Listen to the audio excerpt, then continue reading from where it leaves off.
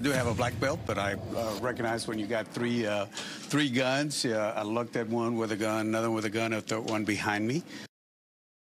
In other big news out of the district, Democratic Congressman Henry Cuellar from Texas is making national headlines after he was carjacked by 3 teens last night. It happened less than a mile from the Capitol building as he was headed home. And Fox 5's taking those questions and those concerns to the council as D.C. faces yet another spike in carjackings. We want to get right over to Stephanie Ramirez, who is outside police headquarters with more. Steph.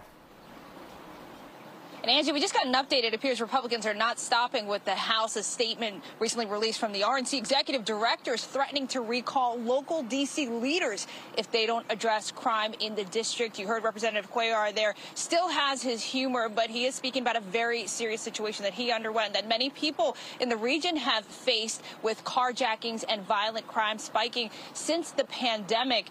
Capitol Police, they are the ones leading this investigation and believe that the suspects are around 16 years old.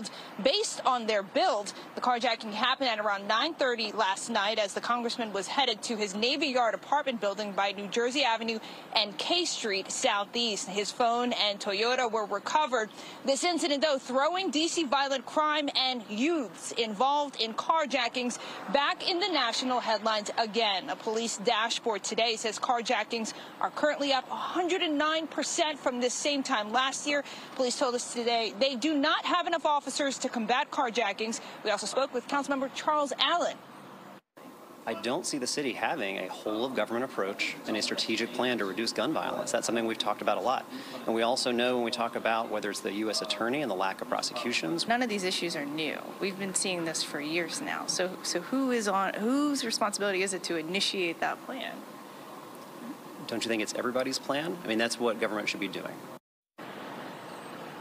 That was the main response from Councilmember Allen when I asked a few different questions around crime today and whether the council's previous actions are working. The police union blames Allen, the former Public Safety Committee chair, for D.C. violent crime reaching 20-year highs. In 2020, he spoke on Fox 5 about a proposed $15 million cut to police, saying in part then that the city has to right-size how and where it invests. Today, Allen and other council members argue they still funded the police budget, just not the budget increase asked for. Fox 5 also spoke with an ANC commissioner critical of Allen's recent responses to crime. What he's saying is that there's a fragmented system, but I don't see any answers. How do we bring those pieces together? You know, it's not just more social workers, because I'm not sure social workers would come in to an area where they're worried about even getting home safely at night.